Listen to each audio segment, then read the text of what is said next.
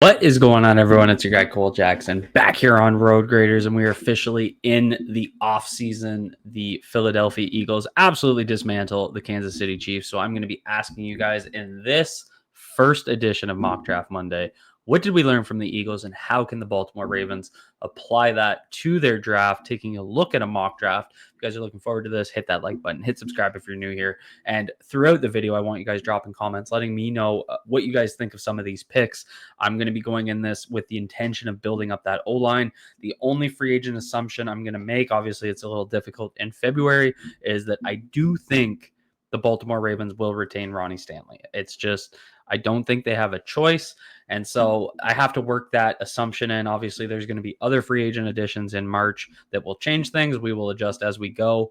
I can't apply too many assumptions, but that's a big one because that really pigeonholes you in the first two rounds into a left tackle. So I do think they will bring back Ronnie Stanley. Let's jump into the mock draft, and I will actually, let's do this. Nope, not that. I wanted to make it so you guys could see better without my mug in it. There we go. Okay. So let's focus on this PFF mock draft machine. Good stuff here. 7 rounds. You guys saw the settings there. Not doing anything tricky. Just jumping into it. So again, the biggest thing about that game to me was the Eagles being able to get home with 4 consistently. That is how the Ravens lost almost every game this year, was a consistent pass rush against them.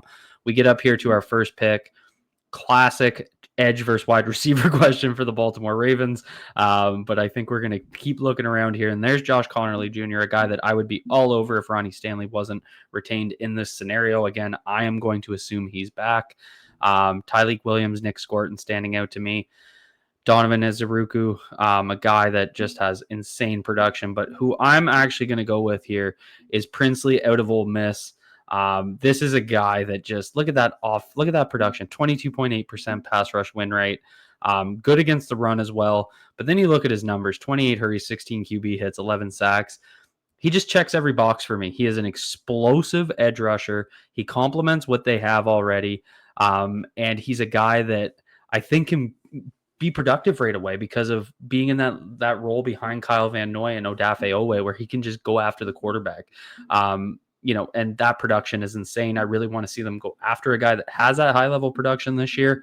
So I think Princely comes in and again is that type of guy that can contribute to a 4-man rush and really try and find the guy that the Ravens have been looking for at the pass rush position. Taking a look, Donovan Jackson pops out, Jordan Birch out of Oregon, Darius Alexander out of Toledo. But who I'm going to go with here is Wyatt Malum. Now, this is a guy that super productive left tackle. He didn't allow a sack in the last 3 years. Absolutely absurd.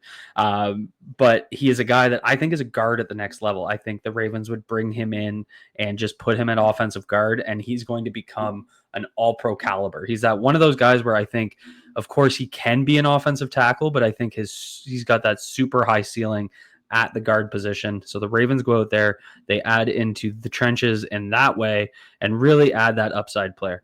Tate Ratledge is right there. This is kind of that, you got 2 options, right? Do you take a Wyatt Malum with that all-pro upside in the 2nd round, or do you go after Tate Ratledge in the 3rd round? So this is where I'll be interested in your guys' comments. The guy that stands out to me right away here is Andrew Makuba out of Texas. Just a safety that I think really fits the Baltimore Ravens and what they want. They also, Jordan Phillips standing out here, David Walker. A few guys. I was expecting to see Deion Walker here. I thought he'd be a great addition. He's obviously off the board. He went pick 88 to the Jaguars. So this is the first time where, I had a little bit of a plan here and I'm not seeing what exactly I was hoping for, but that is okay. We rebound in these situations. That's why I like doing these live. I'm actually going to go back up.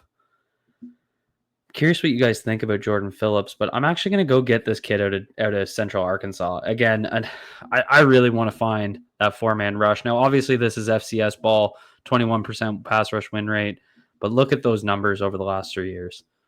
All he has done is sack the quarterback. Absolutely absurd. He absolutely dominated at the Senior Bowl, too, against that high-level competition, showing that he can make that jump.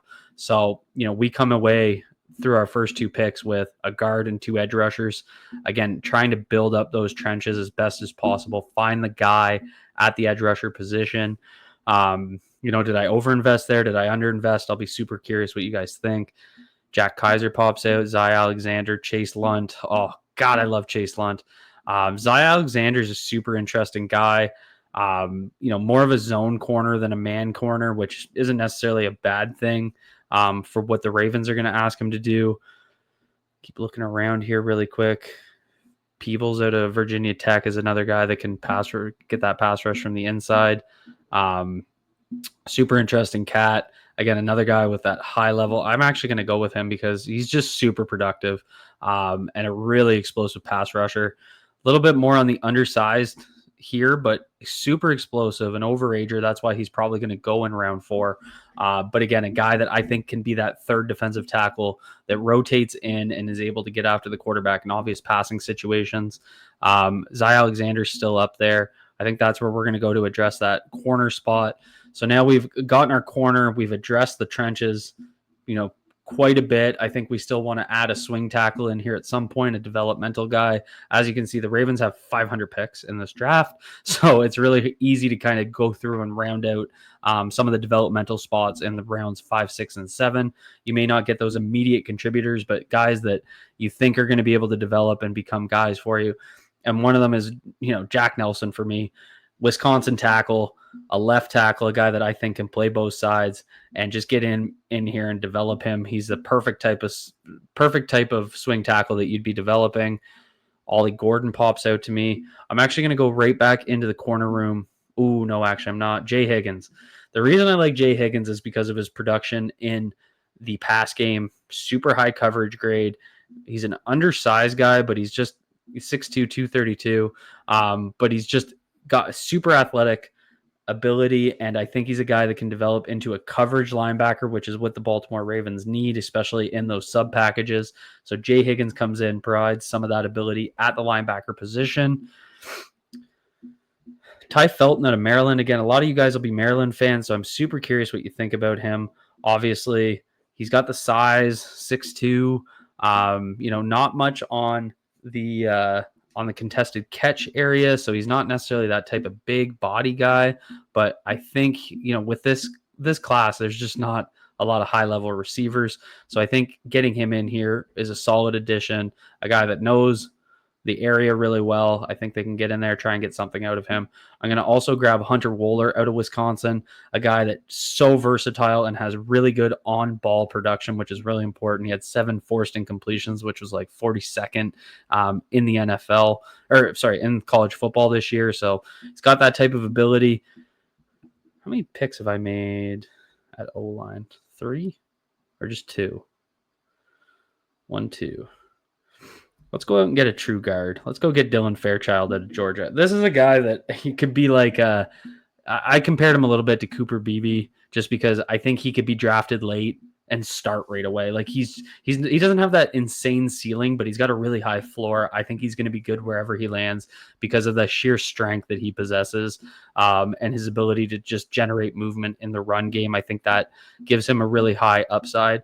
For our last pick here, I'm going to bring in Raheem Sanders out of South Carolina to round out with a running back. I wasn't blown away by Rasheen Ali this year, so I think that gives them someone that could come in and contribute to the running back room. And, they go with four running backs in that scenario. We'll see what happens with Keaton Mitchell. Obviously, we need to see him get a little bit healthier coming off that knee injury. Take a look at how we got drafted. A lot of B's, some of these first picks, it's funny because I look at these first 4 picks and I get really excited about them.